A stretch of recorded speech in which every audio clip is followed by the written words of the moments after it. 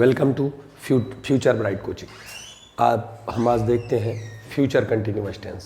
Future continuous tense, इस tense का वैसे ज़्यादा यूज़ होता नहीं है बोलचाल की भाषा में, तो इसका बिल्कुल नील ना के बराबर यूज होता है।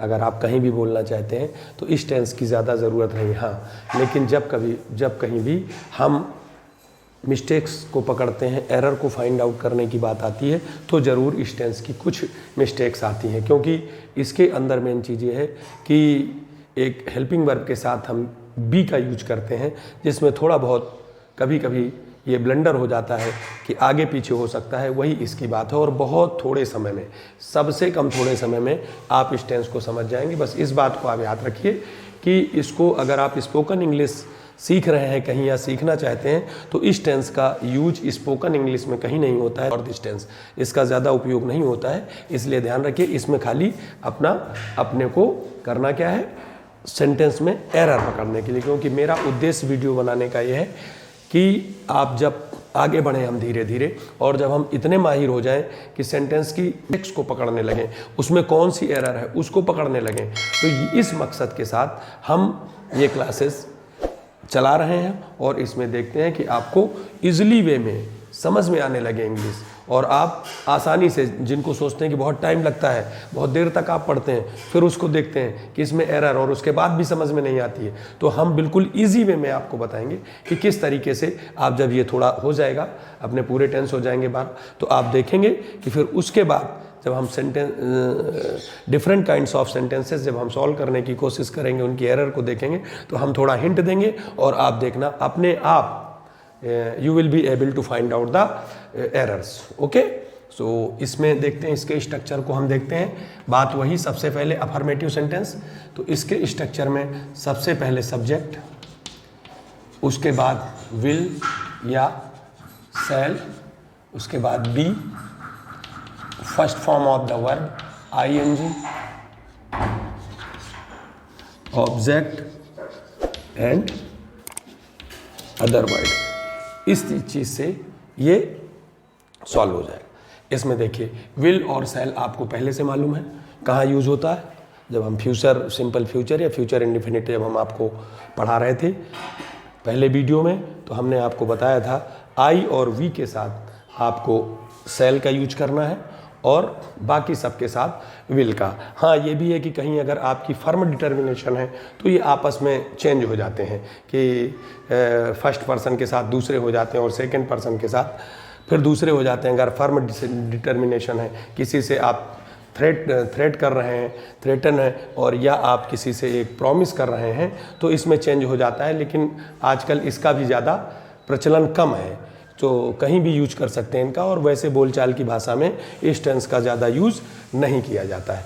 अब अगर आप सेंटेंस बनाकर देखते हैं तो आपको he will be waiting there, I shall teaching इन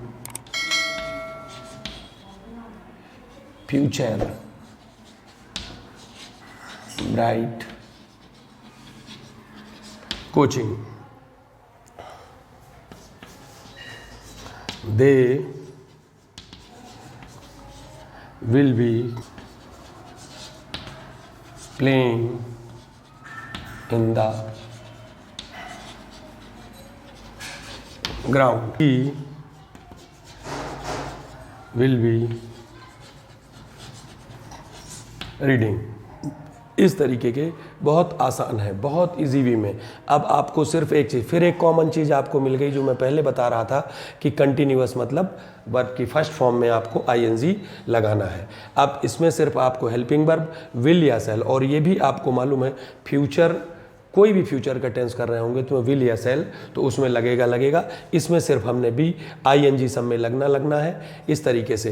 हाँ, एक चीज़ और, इसमें जब नेगेटिव सेंटेंस, तो आप ध्यान रखिए, नेगेटिव और इंट्रोगेटिव सेंटेंस जब आप बना रहे हो तो आप ज़रूर ध्यान रखिए कि इसमें नॉट की एरर लगाने के लिए आ सकता है। तो हम जब नॉट लगाते हैं तो subject plus will shall not plus be, इसके बाद सेम ये स्ट्रक्चर सेम ऊपर वाला रहेगा, वर्ब में आईएनजी लगाना है, नॉट को आपको विल, सेल और बी के बीच में लगाना है, क्योंकि एक्चुअल में नॉट जो है वो हेल्पिंग वर्ब के बाद आता है और इसकी एक्चुअल हेल्पिंग वर्ब तो विल या एस एल है, और बी हमेशा वर्ब की फर्स्ट फॉर्म जिसमें आईएनजी लगा हुआ है उसी के पास रहेगा। तो इसमें से आपको जब कभी भी, तो इस बात को आप ज़रूर याद रखिए हमेशा कि विल सेल के बाद नॉट आएगा और फिर क्या लगेगा, बी लगेगा निगेटिव सेंटेंस में। देखते हैं जैसे डॉल, आपने देखा आप विल और बी उसके बीच में नॉट, यानी जो सेल या विल के बाद आपको नॉट लगाना है और फिर भी। यही इस चीज़ की जब आप देखेंगे आगे, अभी तो आपको लग रहा होगा कि सर ये कहते हैं, लेकिन अभी वो कोई ज़्यादा एक्सरसाइज करा नहीं रहे हैं, लेकिन आपको बता रहे हैं कि आप थक जाएंगे एक्सरसाइज कर करके। ऐसे ऐसे सेंटेंस आएंगे, कई साल के पेपर्स भी हम इसमें सॉल्व करेंगे लेकर जब आप देखेंगे। लेकिन पहले हमारा जो मेन मकसद था वो है कि फंडामेंटल क्लियर होना चाहिए।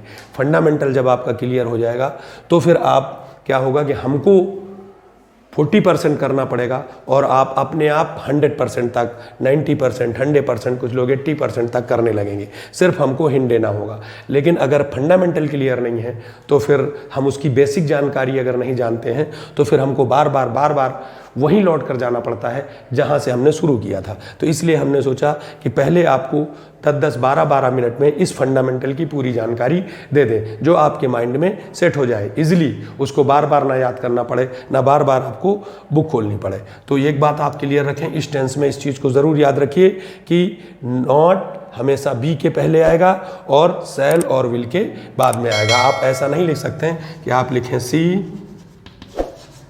विल बी नॉट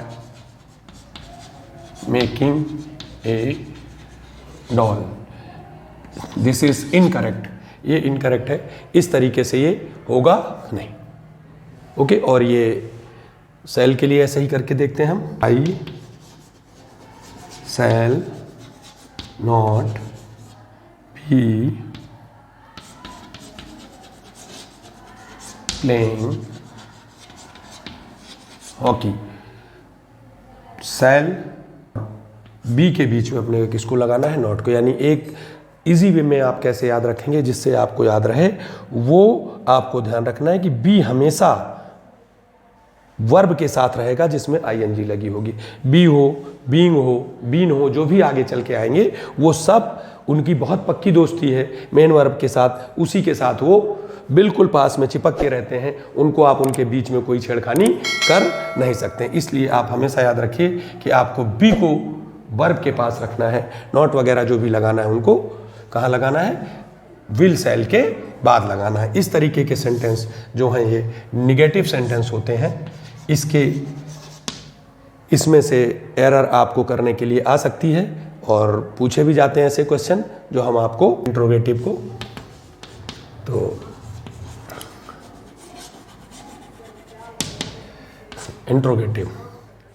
इंट्रोगेटिव में आपको विल लिखना है या सेल लिखना है, फिर सब्जेक्ट, उसके बाद भी, और फिर वर्ब की फर्स्ट फॉर्म, और उसमें आपको आईएनजी और ऑब्जेक्ट। इस will you be making kite. Okay, इस तरीके से ये सेंटेंस। बाकी पहले ही हमने आपको बताया कि इस सेंटेंस को ज़्यादा इसका यूज़ कहीं, बस एक बात आप जो आपको याद रखना, जो मैं आपको बताना चाह रहा हूँ वो मेन चीज़ ये है कि आप इंट्रोगेटिव सेंटेंस जब इसका बना रहे हो तो ध्यान रखिए विल बी को या सेल बी को आप पहले नहीं लिख सकते। आप इस तरह विल बी या और सेल बी और फिर आप सब्जेक्ट लिखेंगे तो ये टोटल आपको बता दें ये रॉन्ग है, इसलिए इनकरेक्ट है। इसलिए आपको इस तरीके से इसको बनाना नहीं है, ये ध्यान रखना हमेशा, क्योंकि इसी तरीके से आपको कई सारी एरर मिलेंगी। हम आपको देखेंगे, आपके कमेंट्स भी देखेंगे जब आप बाद में हम सेंटेंस इसके करवा रहे होंगे। वैसे पहले हमने सोचा था कि सारे जब एक टेंस करवाएंगे उसके बाद उसकी प्रॉब्लम्स को डालेंगे, लेकिन फिर हमने सोचा कि उसमें आप सारे के सारे, चूँकि अपना माइंड वहीं फोकस रहता है कि आज तो यही पढ़ना है, इसलिए दूसरा कुछ है नहीं, इसी से रिलेटेड सेंटेंस होंगे, तो फिर आप इजीली उनको कर लेंगे और बहुत आसान हो जाएगा। इसलिए हमने सोचा कि जब टेंसेस कंप्लीट हो जाएंगे तो हम 2-3 वीडियो सिर्फ एरर वाले बनाएंगे 15-15, 20-20 मिनट के, जिसमें बहुत सारे सेंटेंस होंगे, आप सॉल्व कर रहे होंगे, कुछ हम सॉल्व करके बताएंगे और उसमें कौन सी एरर थी, टेंस में कैसे ही हुआ था वो हम पुरानी बात भी आपको बताते जाएंगे और उसको भी करेंगे। और ध्यान रखिए कि बोलने में आप इस सेंटेंस का इंग्लिश स्पोकन की बात अगर करें तो उसमें ज़्यादा इसका यूज़ होता नहीं है कहीं। Thank you.